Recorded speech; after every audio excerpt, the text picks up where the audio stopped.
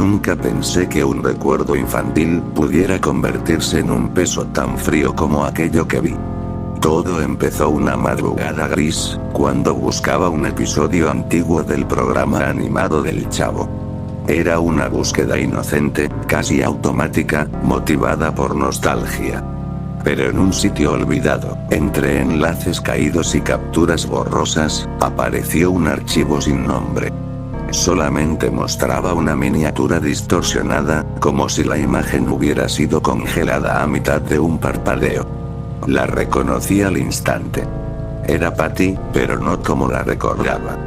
Sus ojos, en esa miniatura, tenían un brillo tenso, casi febril, como si hubiera sido sorprendida en un momento en que la cámara jamás debió verla. La curiosidad venció al buen juicio. Abrí el archivo. La pantalla se cubrió con un blanco sucio, un ruido áspero, similar al del viento azotando una superficie metálica. No había música, tampoco créditos. Solo un plano estático de la nieve.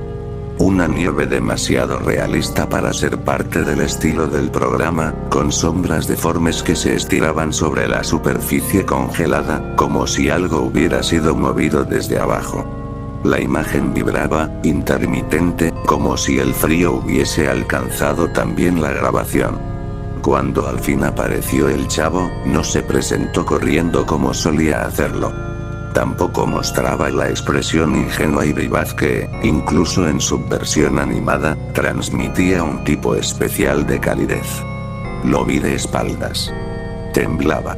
No de frío, sino de miedo. Su chaqueta desgastada parecía haber sido endurecida por la escarcha. Cada movimiento suyo crujía con un sonido que no debería pertenecer a la animación, sino a la vida real. A kilómetros del barril, de la vecindad, del sol, de cualquier cosa parecida a un hogar. Patty estaba junto a él, sentada sobre una caja helada que parecía haber sido arrastrada desde algún rincón abandonado. Ella tenía las manos juntas, como si tratara de protegerse del viento. Su cabello estaba rígido, atrapado en escarcha. Lo que más me inquietó fue su postura. Inmóvil, demasiado quieta, como si estuviera esperando una orden. No una orden amable, sino una sentencia inevitable. La cámara se acercó lentamente. No era como cualquier acercamiento animado. Producía un vértigo extraño, como si la lente se estuviera moviendo dentro de un espacio real. Algo en la imagen hacía imposible dejar de mirar. En el fondo del paisaje había objetos metálicos, enterrados parcialmente en la nieve. Una especie de torre doblada, una puerta oxidada, un banco de parque cubierto por una capa de hielo que parecía al mismo tiempo nueva y vieja. Como si hubieran sido arrancados de otro lugar y dejados ahí sin explicación. La escena cambió abruptamente, revelando lo que parecía ser un refugio improvisado.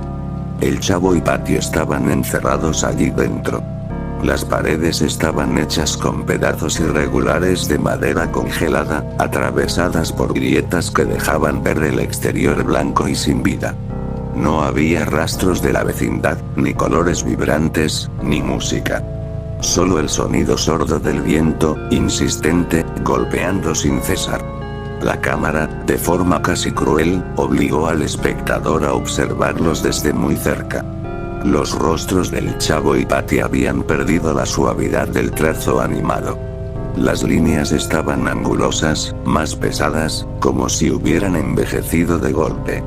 Patty tenía las mejillas rojas por el frío, pero sus ojos estaban apagados, sin brillo.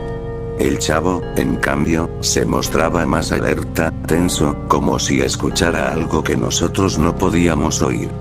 Entonces, la toma se desplazó hacia la entrada del refugio, donde empezaron a aparecer otros personajes. Primero, Don Ramón.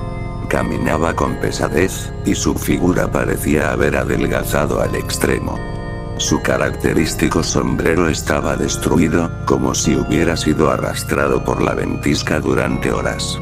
No se movía con su humor habitual. Avanzaba con cautela, reconociendo el terreno, evaluando el peligro. Le seguía doña Florinda, casi irreconocible, abrazada a sí misma, con el rostro endurecido por la intemperie. Detrás venía Kiko, sosteniendo una mochila que no se veía animada, sino real, con un peso que parecía aplastarlo.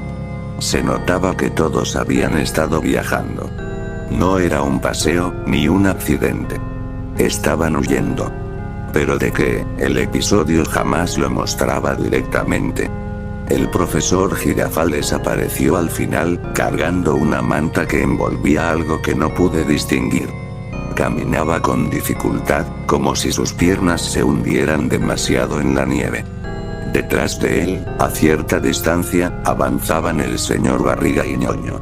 Este último no tenía la expresión infantil y dulce de siempre. Se lo veía exhausto, con un rostro que parecía haber sido dibujado con líneas temblorosas. Doña Clotilde observaba desde lo alto de un montículo, quieta, fija, estudiando cada uno de sus pasos. Su figura era casi una silueta negra contra el fondo blanco. No tenía rasgos exagerados ni bromas visuales. Solo un silencio profundo, una presencia que se intuía no maligna, sino cansada.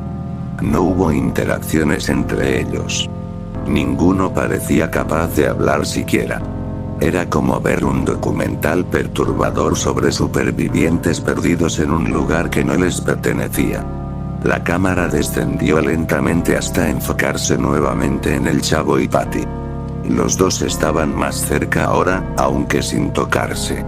Sus rostros transmitían algo que jamás hubiera imaginado ver en estos personajes. Resignación. No miedo. No sorpresa. Resignación pura. Por primera vez, apareció un texto en pantalla. No un título, no un rótulo claro. Solo una frase breve, escrita con letras temblorosas, como si hubieran sido dibujadas por una mano congelada. Los eligieron porque eran los que más podían soportarlo. La frase desapareció tan rápido como había llegado. Entonces la imagen se oscureció, y durante unos segundos solo escuché el viento, un viento que parecía pasar por dentro de mi habitación, más real que el sonido mismo del archivo. Cuando la pantalla volvió, mostraba una toma aérea del vasto, interminable desierto blanco. Sin huellas. Sin sombras. Sin señales de vida. Y sin explicación alguna, el episodio terminó. O al menos, eso creí. Tras el aparente final del archivo, la pantalla quedó en negro durante casi un minuto entero. Pensé que el episodio se había bloqueado, pero antes de que pudiera cerrarlo, reapareció la imagen. No era nieve esta vez. Era una toma fija, silenciosa, extremadamente larga, del interior de lo que parecía un almacén o bodega abandonada. El lugar estaba iluminado por una luz tenue color azulada, como si viniera de un foco viejo a punto de quemarse. El ambiente parecía húmedo, pero no había agua. Solo hielo, formando costras gruesas alrededor de objetos metálicos que no lograba identificar. En el fondo, había un letrero torcido. No se veía animado, sino fotografiado y luego sobrepuesto. Estación Norte. Área deshabilitada. No parecía parte del estilo del programa. Parecía una advertencia real. La cámara avanzó de manera antinatural, flotando hacia adentro, sin pasos, sin vibraciones. En ese movimiento lento e inevitable, comenzó a hacerse visible una hilera de figuras sentadas contra una pared. Eran los personajes que ya había visto. Don Ramón, Doña Florinda, Kiko, Ñoño, el profesor Girafales, Doña Clotilde, incluso la tía Gloria, que no había aparecido en la primera parte del archivo. Todos estaban inmóviles, mirando al frente. No dormidos. No muertos. Solo quietos, con expresiones que no pertenecían a ningún episodio del programa ni a la exageración cómica de la serie animada. Parecían cansados en un sentido más profundo, como si llevaran años esperando que algo terminara. Nadie interactuaba entre sí. Nadie lloraba. Nadie intentaba levantarse. Parecían saber que no podían. El chavo estaba en el centro, y a su lado Patty, muy cerca. Ambos, una vez más, sin tocarse. Una mano de ella parecía extendida hacia la de él, pero no llegaba a alcanzarla. El espacio entre sus dedos era mínimo, casi simbólico. La expresión del chavo era la más inquietante. No estaba triste, ni asustado. Tenía esa expresión que solo muestran quienes entendieron algo demasiado pronto, algo que no deberían haber entendido jamás. El episodio continuó así durante largos segundos, obligándome a contemplar ese conjunto de personajes que alguna vez representaron inocencia convertidos ahora en silencios rotos, congelados en una sala donde la vida parecía estar suspendida. Luego, la pantalla mostró un corte repentino. Ahora se veía una especie de tablero o mesa improvisada, sobre la cual había documentos regados. No estaban escritos en un lenguaje técnico ni científico, pero tampoco parecían parte de un guión animado. Lucían como notas rápidas, apuradas, escritas con una caligrafía dura y temblorosa. La cámara pasó por encima de ellos sin detenerse por completo, pero lo suficiente para reconocer fragmentos. Traslado obligatorio, condiciones extremas, prueba de resistencia, grupo infantil seleccionado. Entre papeles había otros objetos. Un gorro verde idéntico al del chavo, destrozado por un lado. Un listón rosa que recordaba al de Patty. Una libreta con páginas mojadas. Y un pequeño paquete envuelto en tela que no reveló su contenido. Nada de eso parecía hecho para un dibujo animado. Era demasiado real, demasiado táctil. Otro corte brusco. Era de noche ahora, aunque la noche se veía iluminada por una luna enorme y fría. La cámara se movía siguiendo huellas en la nieve. Huellas pequeñas, no muy profundas. De niños.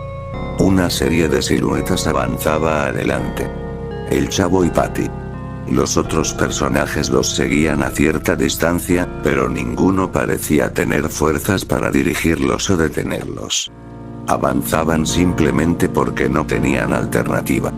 La escena no tenía música ni efectos exagerados. Solo el viento, aquel viento interminable que hacía que la nieve golpeara la cámara como si realmente estuviera allí.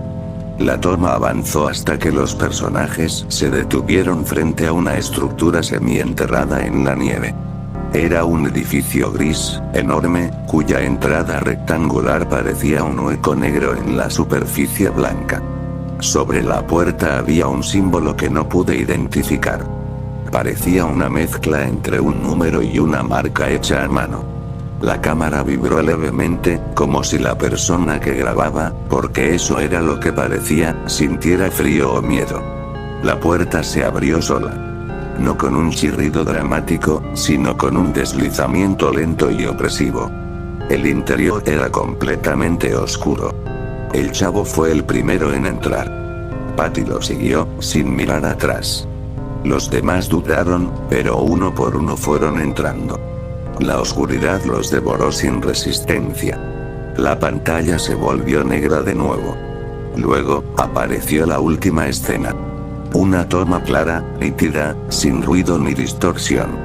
Parecía grabada con una cámara completamente distinta, mucho más moderna o más cuidada. Mostraba la vecindad. Silenciosa. Inmóvil. Vacía. No había personas, no había movimiento, no había sonidos. La fuente estaba seca. Las puertas cerradas. El barril del chavo estaba perfectamente colocado en su sitio, limpio, sin nieve, sin daños, como si jamás hubiera sido tocado por nada del archivo anterior. Era un contraste tan brutal que me provocó un malestar físico. Como si alguien hubiera querido demostrar que la vida seguía igual mientras ese grupo había sido llevado lejos, a un sitio del que no podían regresar. Entonces apareció un texto final, esta vez completamente legible y centrado. Este episodio no existe. Nunca debió existir. Pero si lo viste, recuerda. No todos los que desaparecen lo hacen por accidente.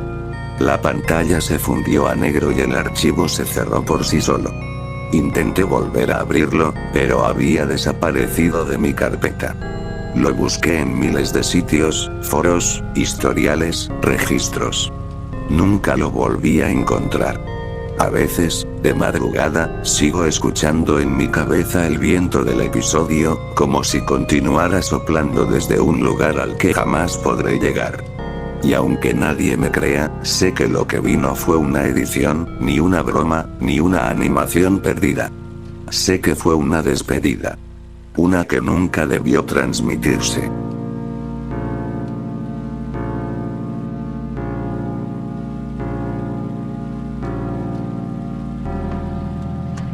¡Toma! No te doy otra más porque presta para que te salga.